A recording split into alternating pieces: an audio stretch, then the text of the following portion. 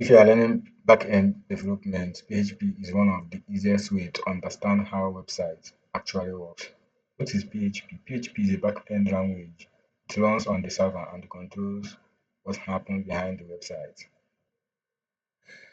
Now, for us to start coding PHP in our website, you have to download this app, which is called XAMPP Control Panel. You have to have it in your computer.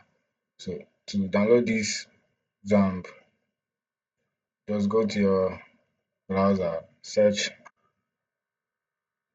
XAMPP.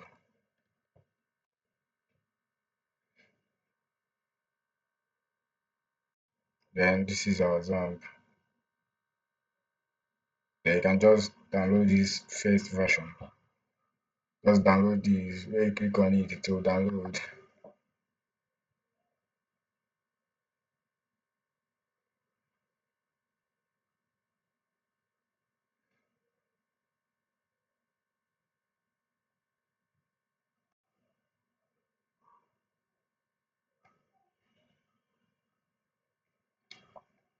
Then it will take then you'll see it. It will download your XAMPP on your computer. Then after downloading the XAMPP, you will install it. After installing your XAMPP, then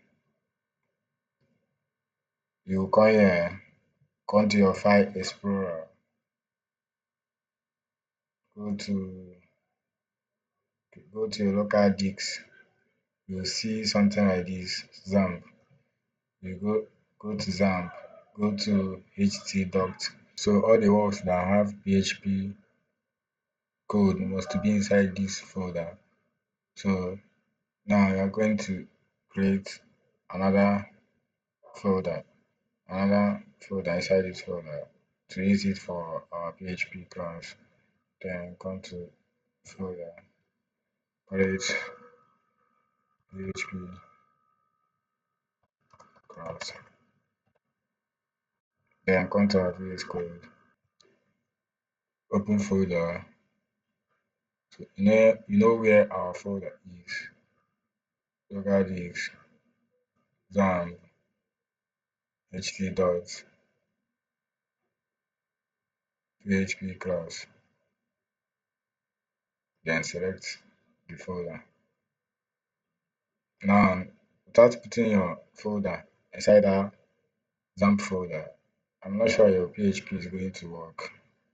So your PHP folder, any work that have PHP code must be inside that folder. Then let's create a file, call it index.php.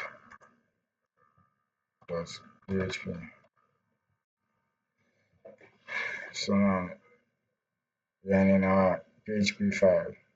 So to start coding anything inside this PHP file, we have to create PHP opening tag and closing tag. The way we also have HTML opening tag and closing tag. So this is our PHP opening tag. This is our PHP opening tag. Then this is our closing tag.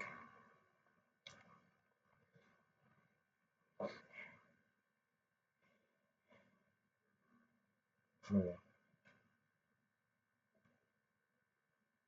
example one, let's display text in our website.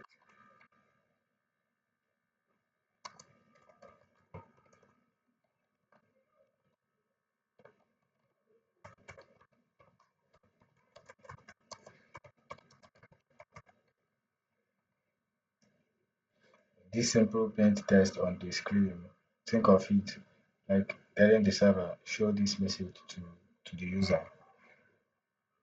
Example 2, variable storing data. Or let's check if this is showing in our, let's check if our PHP is working. So now I'm going to open your XAMPP. So can you see my XAMPP is already running? Okay, click stop to stop running, click start. So you have to start your XAMPP. Just click on start till your XAMPP will start running. So since my XAMPP is running, Since my exam is running, let's check our work in our browser. Copy paste, paste. But now we are going to replace this with local host because our work is inside our exam. We only need this our folder name and our file name. So others we will replace it with localhost because we have this work inside our XAMPP folder. Enter. So have you seen it? So hello, how are you doing? So that means our PHP is actually work. We set it well. So let's go to example two, variable storing data. So let's create a variable. To create a variable, say dollar name. We use this dollar to create a variable. So now let's give our variable a value. Give it a value of then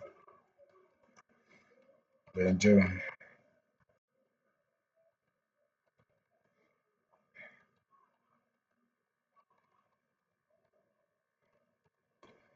So now we created a variable and give it a value of Joe.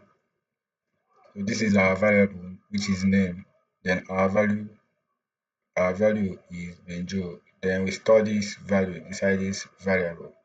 So let's echo our variable to see if it is actually have this value inside. So say echo.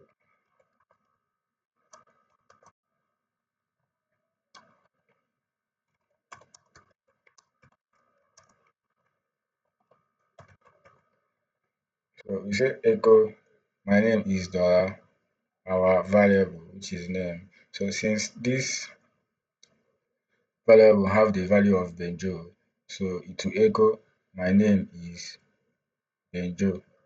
Let's check in our browser if it actually echo it.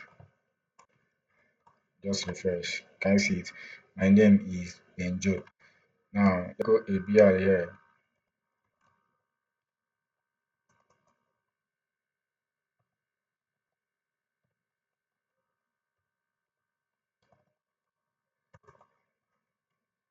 So this BR will break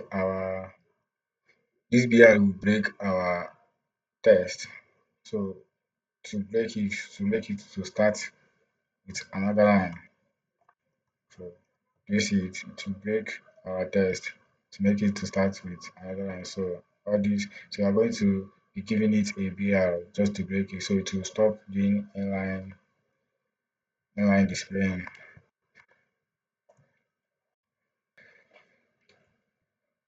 So now we have created. This is how we create a variable. Then give it a value of the true. A variable is like a box where you store information. Here we store a name and then display it.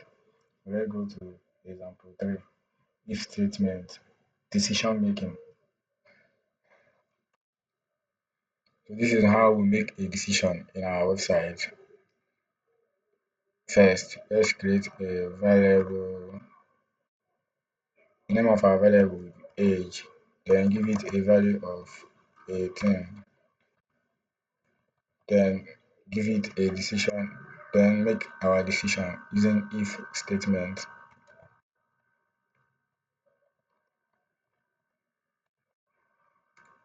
So come inside here. So dollar age is great equals to 18.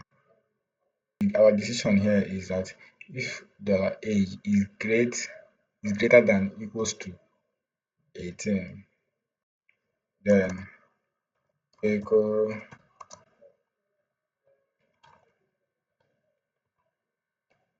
you are an adult.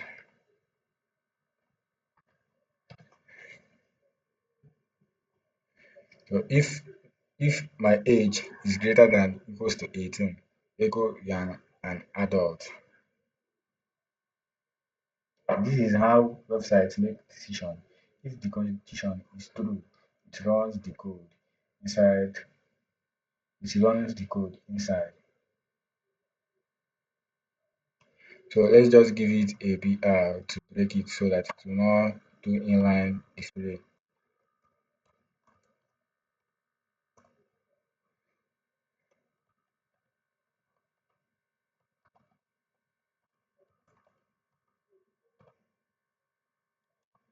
So let's check in our browser. So do you see it? It will also echo you are an adult. So to show you that this thing is actually working, let's see if the age is equals to 18, echo you are an adult, then this will actually echo you are an adult. Let's check it. I'll use 2 equals to, so this is it's still you are an adult. Then let's change age to 17. So now we say if the age is equals to 18, echo you are an adult. So this thing is not going to echo you are an adult because the age is not equals to 18. My age is actually 17, so I'm not an adult. Let's check out. You see it? Our adults have already disappeared because my age is what, 17. So let's come back here. To make this thing to display something, we put else echo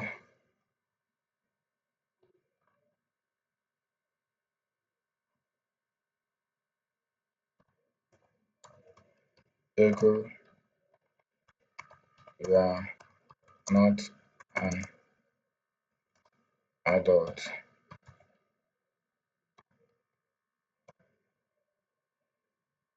So since my age is not 18, I'm 17. So I'm not an adult. So this thing will echo you are not an adult. Check to this it because I'm 17. It will echo you are not an adult.